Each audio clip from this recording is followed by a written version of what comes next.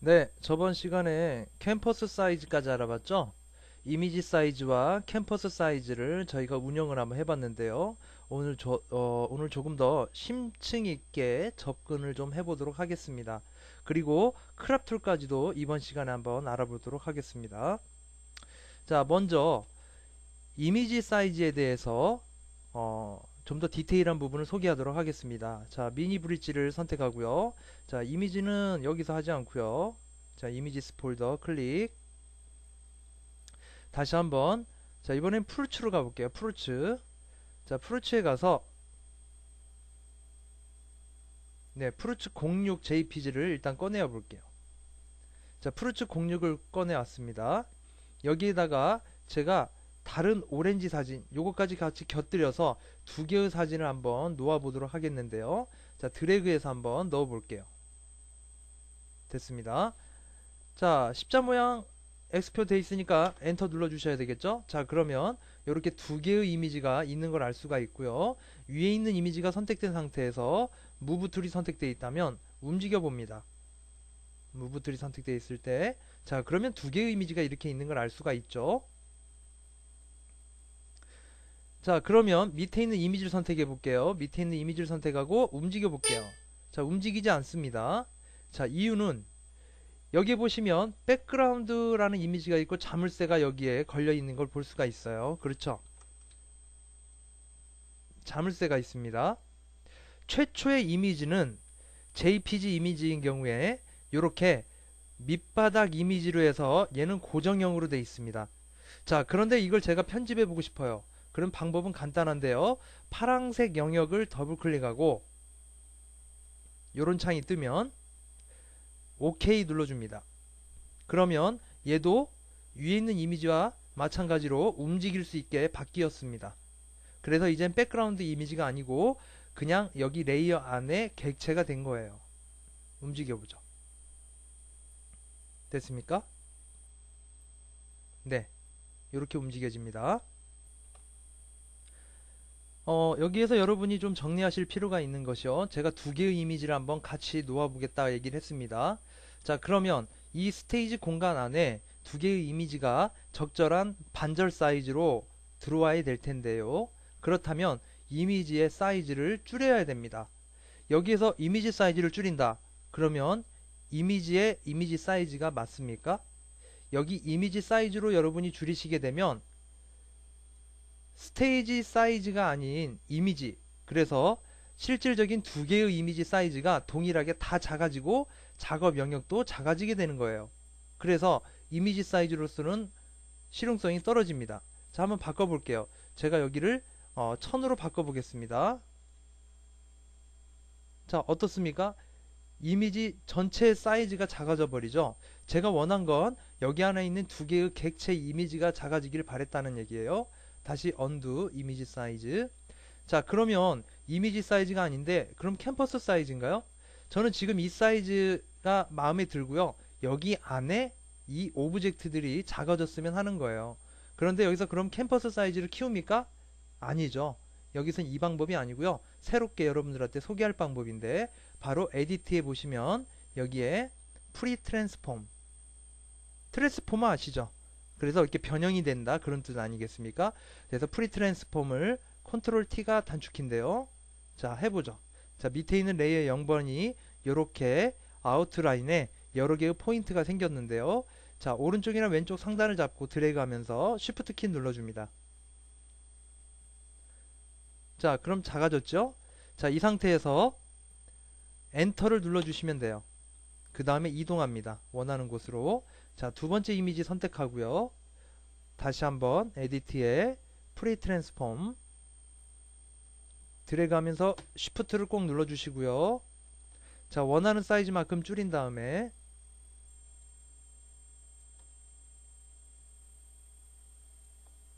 자, 엔터 눌러주시면 되겠습니다.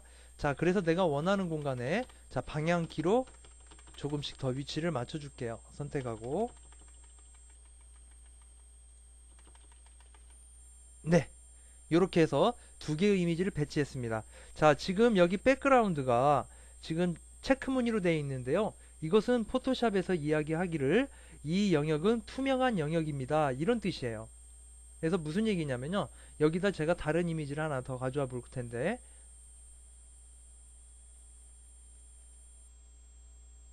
자, 요 이미지 한번 가져와 볼게요. 자, 가져왔고요. 엔터 한 다음, 자, 제가 0, 1층, 2층, 3층이라 그랬죠? 자, 그럼 얘를 한번 드래그해서 내려보겠습니다. 어떻습니까? 뒷배경에 이미지가 이렇게 들어가죠. 그래서 만약에 얘가 눈을 꺼볼게요. 자, 그럼 잠시 눈을 가린 건데요. 뒷배경이 투명하다. 그 뜻입니다. 자, 그래서 정리하자면 포토샵에서 이 회색의 흰색 체크무늬는 투명하다. 배경이 투명하다는 것을 얘기하는 거예요. 자, 그러면 이 이미지를 한번 없애볼까요? 드래그해서 여기 밑에 있는 휴지통에다가 넣어주시면 됩니다. 휴지통.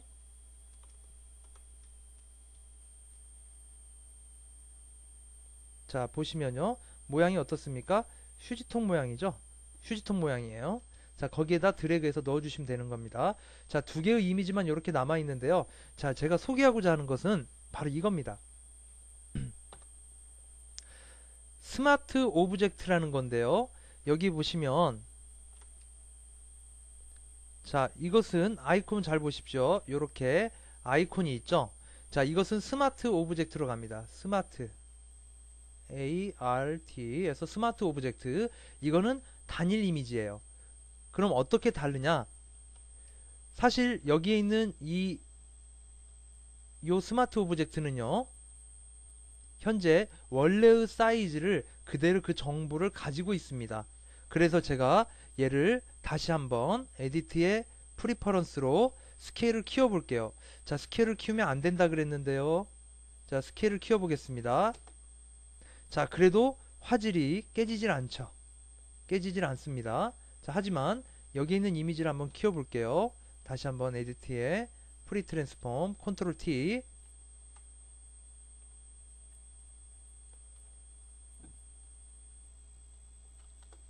자, 이렇게 키워주게 되면요. 네, 화질이 조금씩 떨어지기 시작합니다. 더 극단적으로 설명해 볼까요? 자, 그러면 다시 언두 하고요. 언두 더 해야 되겠네요. 자, 이 상태에서 조금 더 다시죠. 자, 요거 선택하시고, 자, 단축키 이제 쓰도록 하세요. 컨트롤 T. 그래서 스케일 한번 더 줄여 볼게요. 자, 줄였다가 요 사진을 다시 한번 컨트롤 T. 어떻습니까? 화질이 많이 깨지죠. 예, 많이 깨지게 됩니다. 여러분들이 좀 더 이해하기 쉽도록 제가 더 줄였다가 한번 더 보여드릴게요. 자, 여기 있는데요. 자, 이렇게 줄였다가 다시 한번 키워보겠습니다. 네, 계속 흐릿흐릿해지는 게 보이시죠? 어떻습니까? 굉장히 또 흐릿하지 않습니까? 하지만 여기에 있는 프루츠 공사는 원래 본연의 이미지보다 사이즈를 키우지 않는 이상은 깨지지가 않습니다. 예, 절대 깨지지 않아요. 자, 스마트 오브젝트는 이런 강점이 있다. 그래서 이미지를 줄이실 때에도 최종적인 아웃풋 이미지가 아니라면 이렇게 스마트 오브젝트를 유지하면서 하시는 게 제일 효율적이다. 예, 그겁니다. 그래서 요 이미지도 한번 볼게요. 자, 위에다 올려놓고 보겠습니다. 자, 이 이미지의 사이즈는 어떻게 됩니까? 이건 굉장히 큰 이미지인데요. 예, 2500짜리예요. 2500짜리. 그럼 요 이미지를 제가 여기에다 직접 넣어 볼게요. 자, 지금 현재 여기 사이즈를 2500, 이것도 2500 정도 되죠. 보시겠습니다. 네, 이것도 2500 정도 되는데 여기에다가 직접 넣어 볼게요. 자, 들어갔습니다. 자, 엔터 했고요. 그러면 이 사이즈 이상으로 키우지 않는 이상은 스마트 오브젝트이기 때문에 얘는 깨지지 않는다 그 얘기예요. 그래서 이렇게 작게 보이다가도 제가 키운다면 본연의 이미지보다 더 커지지 않는 이상은 이 이미지는 깨지지가 않습니다. 자, 이미지 편집에 한 가지 팁을 제가 더 설명을 드렸고요. 그래서 스마트 오브젝트 요 아이콘 잊지 마세요. 요거 기억을 잘 하시도록 하고요. 자, 그럼 이제 크랍 툴에 대해서 한번 알아보도록 하겠습니다. 이건 저장하지 않을게요.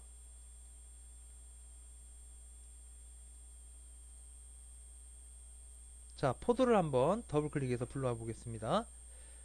자, 이 포도 사진에서 제가 크랍 툴을 가지고 운영해 볼게요. 자, 크랍 툴은 이건데요. 예, 이름을 마우스가 가만히 위에 올라가 있으면 크랍 툴 써 있고 끝에 단축키 C라고 써 있죠. 자, 얘를 선택해서 원하는 만큼 제가 요렇게 드래그 하는 겁니다. 자, 그래서 끝부분도 요렇게 조금 넓혀 주고요. 원하는 영역만큼 선택을 해 주시고 그 다음에 예, 영역을 더블 클릭해도 되고요. 엔터를 눌러 주셔도 됩니다. 자, 그러면 깨끗하게 잘려 나갔죠. 내가 원하는 만큼만 잘라내는 툴이 바로 여기에 있는 크랍 툴입니다. 굉장히 편리한 도구죠. 네, 간단하게 크랍 툴에 대해서 제가 설명을 드렸고요. 예, 크랍 툴은 이렇게 작게 할 수도 있는데요. 크게 할 수도 있어요. 한번 크게 만들어 볼까요? 자, 이렇게 드래그해서 자, 영역을 더 바깥으로 영역을 넓혀 보도록 할게요. 그러면 잘라내는 영역이 기본 영역보다 커졌는데요. 자, 그럼 엔터를 한번 눌러 주시면 어떻습니까? 캠퍼스 사이즈를 키운 것과 똑같은 효과가 나오죠. 똑같은 효과가 나옵니다. 그런데 여러분들이 크랍트를 활용할 때 백그라운드 부분이 이렇게 흰색 이미지가 아니고 요만큼 이미지만 이렇게 예, 깨끗하게 나오고 배경은 투명하게 만들고 싶다. 자, 그럴 수도 있을 것 같아요. 자, 그러면 그런 경우에는요. 백그라운드 이미지를요. 더블 클릭해서 레이어로 만듭니다. 그 다음에 원하는 영역만큼 여러분들이 이렇게 해서 영역을 확장해 주시고 그 다음에 엔터를 눌러 주시면 배경은 이렇게 투명하게 나오는 거죠. 자, 체크 모양은 투명하다 라고 제가 말씀을 드렸었죠. 네, 이렇게 나온다는 얘기입니다. 자, 그러면 크롭 툴 한 가지를 더 알아보도록 할게요. 자, 미니 브릿지를 통해서 이번에는요 프루츠 말고요 오브젝트 폴더로 이동해 볼게요. 자, 뷰도 좀 간단하게 볼까요? 자, 여기에 보시면 아이폰 사진이 여러 개가 있는데 요거 한번 꺼내봐 보죠. 아이폰 02-1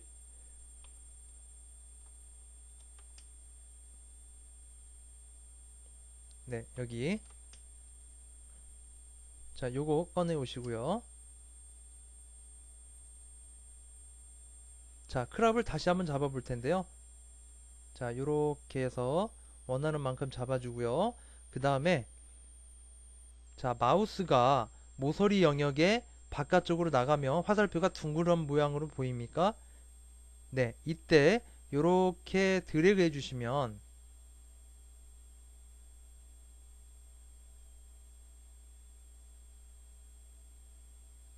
자, 요렇게 해놓고요. 이 상태에서 엔터를 해주시게 되면 사진이 로테이션 돼서 크랍 되는 것을 알 수가 있습니다.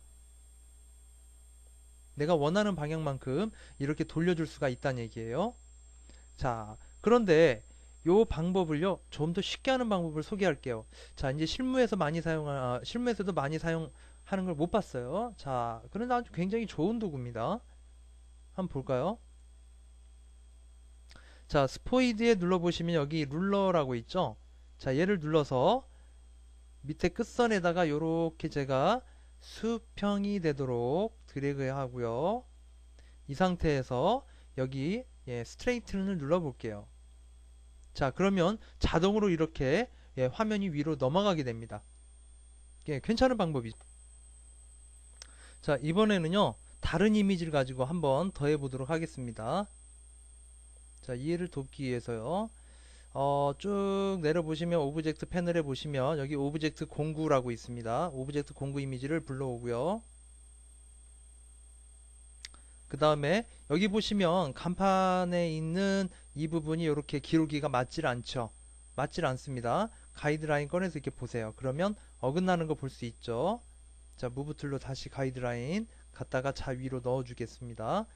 자, 그러면 여기에서 다시 한번 스포이드 안에 있는 자로 원하는 부분에 이렇게 해서 기울기를 맞춰서 잡아주시고요. 예, 스트레이트를 눌러주시면 이렇게 수평이 맞게 됩니다. 네, 됐죠? 네, 이렇게 해서 맞춰주실 수도 있다.